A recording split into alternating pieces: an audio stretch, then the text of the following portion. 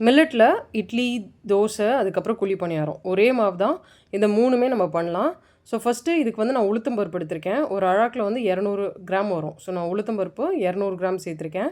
இதிலேயே கொஞ்சம் வெந்தயம் சேர்த்துக்கிறேன். நெக்ஸ்ட்டு வந்து இப்போ மில்லட் எடுக்க போகிறேன். மில்லட் வந்து பான்யார்ட் மில்லட். இது வந்து குதிரவாலி அரிசின்னு தமிழில் சொல்லுவாங்க. ஃபஸ்ட்டு 1 கப் எடுத்திருக்கேன் 200 கிராம். இன்னொரு கப் இதுவும் 200 கிராம். ஸோ டோட்டலாக 400 கிராம்ஸ் ஆகிடுச்சு.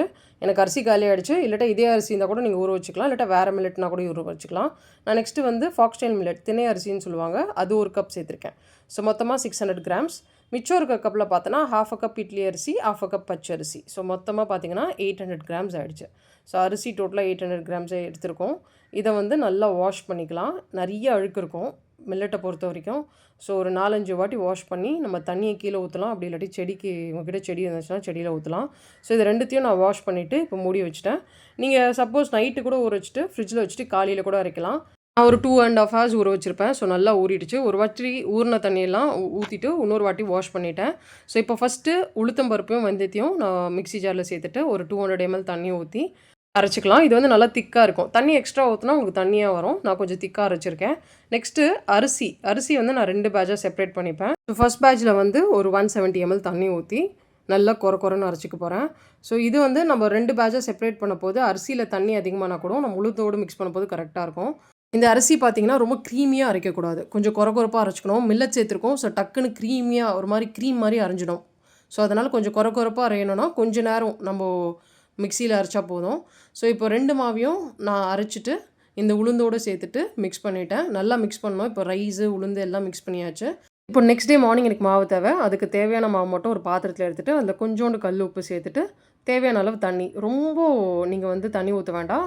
கொஞ்சம் திக்காக இருந்தால் பரவாயில்ல இட்லி. நெக்ஸ்ட் டே மார்னிங் கொஞ்சம் உங்களுக்கு தேவைன்னா கூட நம்ம தண்ணி சேர்த்து ஆட் பண்ணிக்கலாம். ஸோ இந்த மாதிரி கரைச்சி வச்சுட்டேன்.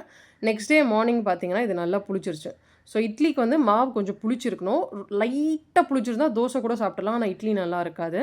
இதில் வந்து நான் வந்து கேரட், பீட்ரூட்டெல்லாம் கிரேட் பண்ணி சேர்த்துருக்கேன். பீட்ரூட் வந்து ஒரு 2 சேர்த்திங்கன்னா கலர் வந்து இன்னும் நல்லாயிருக்கும். என்னோட ப்ரீவியஸ் வீடியோலலாம் நீங்கள் பார்த்தீங்கன்னா தெரியும். நான் கேரட் சம்டைம்ஸ் சேர்க்காம 2 பீட்ரூட் சேர்ப்பேன்.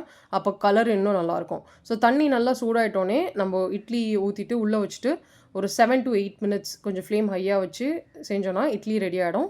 ரொம்ப சாஃப்டாக இருக்கும். நார்மல் மாவில் அதாவது நம்ம மில்லட்டில் சேர்க்காம செய்கிற மாவில் எவ்வளோ சாஃப்டாக வருமோ இட்லி அதே மாதிரி தான் வரும். இது மில்லட். ஸோ ஃபைபரும் அதிகம், ரொம்ப ஹெல்த்தியும் கூட. இதுவே நான் தோசை ஊற்றணுன்னா மாவு கொஞ்சம் திக்காக இருக்கும். ஸோ கொஞ்சம் தண்ணி மட்டும் இந்த மாதிரி மிக்ஸ் பண்ணி தோசை ஊற்றிடுவேன். எப்போவுமே தோசைக்கு வந்து மாவு லைட்டாக புளிச்சா பரவாயில்ல, நல்லாயிருக்கும். இட்லிக்குன்னு பார்க்கும்போது கொஞ்சம் ரைஸாக இருக்கணும் மாவு. நம்ம எப்படி கேக்லாம் பண்ணும்போது நம்ம baking soda, baking powder add பண்ணும்போது நிறைய நுரை வந்து கேக் புஃப்னு வருமோ அந்த மாதிரி இருந்துச்சுன்னா இட்லி நல்லாயிருக்கும். தோசைக்கு வந்து அவ்வளோ மாவு புளிக்கணும்னு அவசியம் இல்லை. லைட்டாக புளிச்சாலே நல்லாயிருக்கும்.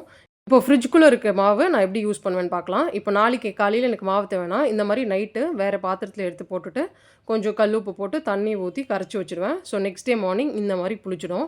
எப்போவுமே மாவை அரைச்சி எல்லா மாவையும் புளிக்க வச்சு வெளியே அதுக்கப்புறம் ஃப்ரிட்ஜில் ஸ்டோர் பண்ணாதீங்க.